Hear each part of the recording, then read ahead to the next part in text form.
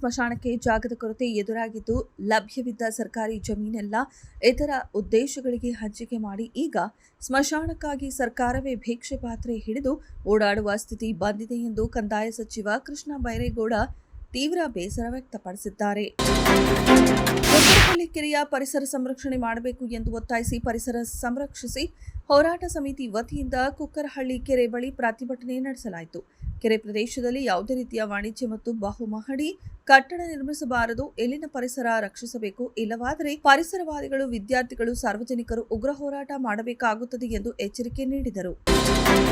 ರಾಜ್ಯದಲ್ಲಿ 40/60 ಚದರ ಅಡಿ ವಿಸ್ತೀರ್ಣದ ನಿವೇಶನಗಳಲ್ಲಿ ನಿರ್ಮಿಸಿರುವ ಹೊಸ ಮನೆಗಳಿಗೆ ವಿದ್ಯುತ್ ಸಂಪರ್ಕ ಕಲ್ಪಿಸಲು ಆಕ್ಯುಪೇಷನ್ ಸರ್ಟಿಫಿಕೇಟ್ ಮತ್ತು ಕಂಪ್ಲೀಷನ್ ಸರ್ಟಿಫಿಕೇಟ್ನಿಂದ 1 ಬಾರಿ ವಿನಾಯಿತಿ ನೀಡುವ ಬಗ್ಗೆ ಸರ್ಕಾರ ಗಂಭೀರವಾಗಿ ಚಿಂತನೆ ನಡೆಸುತ್ತಿದೆ ಎಂದು ಇಂಧನ ಸಚಿವ ಕೆಜೆ ಜಾರ್ಜ್ ತಿಳಿಸಿದ್ದಾರೆ.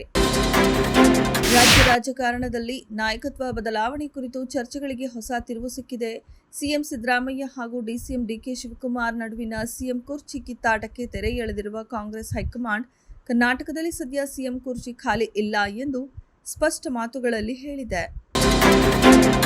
ಶಾಲಾ ಪರೀಕ್ಷೆ ಮತ್ತು ಮೌಲ್ಯ ನಿರ್ಣಯ ಮಂಡಳಿಯು 2025 ಹಾಗೂ 26ನೇ ಸಾಲಿನ ಎಸ್ಎಸ್ಎಲ್ಸಿ ಪರೀಕ್ಷೆಗೆ ದಿನಾಂಕ ನಿಗದಿಪಡಿಸಿದ್ದು ಮಾರ್ಚ್ 18 ನಾಳೆಯಿಂದ ರಾಜ್ಯದಾದ್ಯಂತ ಪರೀಕ್ಷೆಗಳು ಪ್ರಾರಂಭವಾಗಲಿವೆ. ಪರೀಕ್ಷಾ ಅಕ್ರಮಗಳನ್ನು ತಡೆಯಲು ಮತ್ತು ಪಾರದರ್ಶಕತೆ ಕಾಪಾಡಲು ಕಟ್ಟುನಿಟ್ಟಿನ ಮಾರ್ಗಸೂಚಿಗಳನ್ನು ಬಿಡುಗಡೆ ಮಾಡಲಾಗಿದೆ. ರಾಜ್ಯಾದ್ಯಂತ ಪ್ಲಾಸ್ಟಿಕ್ ಫ್ಲೆಕ್ಸ್, ಬಂಟಿಂಗ್ಸ್ ಮತ್ತು ಜಾಹೀರಾತು ಫಲಕಗಳನ್ನು ನಿಷೇಧಿಸಲಾಗಿದ್ದು, ಅನಧಿಕೃತ ಜಾಹೀರಾತುಗಳನ್ನು ಮುಲಾಜಿಲ್ಲದೆ ತೆರವುಗೊಳಿಸಿ ಕ್ರಿಮಿನಲ್ ಕೇಸ್ ದಾಖಲಿಸುವುದು ಎಂದು ನಗರಾಭಿವೃದ್ಧಿ ಮತ್ತು ನಗರ ಯೋಜನೆ ಸಚಿವ ಬೈರತಿ ಸುರೇಶ್ ತಿಳಿಸಿದ್ದಾರೆ. ಬಿಹಾರದ ಎಲ್ಲ 5 ರಾಜ್ಯಸಭೆ ಸ್ಥಾನಗಳು ಹಾಗೂ ಒಡಿಶಾದ 2 ಸ್ಥಾನಗಳಲ್ಲಿ ಎನ್ಡಿಎ ಗೆಲುವು ಸಾಧಿಸಿದೆ.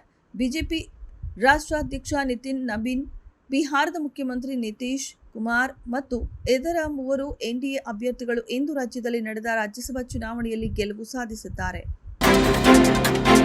ಭಾರತ ಮತ್ತು ಅಮೆರಿಕ ನಡುವಿನ ಮಧ್ಯಂತರ ವ್ಯಾಪಾರ ಒಪ್ಪಂದಕ್ಕೆ ಸಹಿ ಬೀಳುವ ದಿನವನ್ನ ಮುಂದೂಡಲಾಗಿದೆ. ಅಮೆರಿಕವು ವಿವಿಧ ದೇಶಗಳ ಮೇಲೆ ವಿಧಿಸಲು ರೂಪಿಸುತ್ತಿರುವ ಹೊಸ ತೆರಿಗೆ ವ್ಯವಸ್ಥೆಯು ಅಂತಿಮ ರೂಪ ಪಡೆದ ನಂತರದಲ್ಲಿ ಒಪ್ಪಂದಕ್ಕೆ ಸಹಿ ಹಾಕಲಾಗುತ್ತದೆ ಎಂದು ಕೇಂದ್ರ ಸರ್ಕಾರದ ಹಿರಿಯ ಅಧಿಕಾರಿಯೊಬ್ಬರು ತಿಳಿಸಿದ್ದಾರೆ. ಭಾರತ ಕ್ರಿಕೆಟ್ ತಂಡದಲ್ಲಿ ಮೀಸಲಾತಿ ಬೇಕು ಎಂದು ಮತ್ತೆ ನಟ ಹೋರಾಟಗಾರ ಚೇತನ್ ಅಹಿಂಸಾ ಆಗ್ರಹಿಸಿದ್ದಾರೆ. ಮೀಸಲಾತಿನೇ ಮೆರಿಟ್, ಮೀಸಲಾತಿನೇ ಟ್ಯಾಲೆಂಟ್, ನಮಗೂ ಅವಕಾಶ ಕೊಡಿ, ಅಸಾಧಾರಣ ಪ್ರತಿಭೆಗಳನ್ನ ನೋಡಿ, ಎಲ್ಲರಿಗೂ ಚಾನ್ಸ್ ಸಿಕ್ಕರೆ ಕ್ರಿಕೆಟ್ ಟೀಮ್ಗೆ ಇನ್ನೂ ಒಳ್ಳೆಯದಾಗತ್ತೆ ಎಂದು ಹೇಳಿದ್ದಾರೆ. ಸಿನಿ ಲೋಕದ ಅತ್ಯುನ್ನತ ಪುರಸ್ಕಾರವಾದ ಆಸ್ಕರ್ ಪ್ರಶಸ್ತಿಗಳನ್ನು ಸೋಮವಾರ ಪ್ರದಾನ ಮಾಡಲಾಗಿದ್ದು, ಹಾಲಿವುಡ್ನ ಒನ್ ಬ್ಯಾಟಲ್ ಆಫ್ಟರ್ ಅನದರ್ ಉತ್ತಮ ಚಿತ್ರ, ಅದೇ ಚಿತ್ರದ ಫಾಲ್ ಥಾಮಸ್ ಆಂಡರ್ಸನ್ಗೆ ಅತ್ಯುತ್ತಮ ನಿರ್ದೇಶಕ ಪ್ರಶಸ್ತಿ ಲಭಿಸಿದೆ.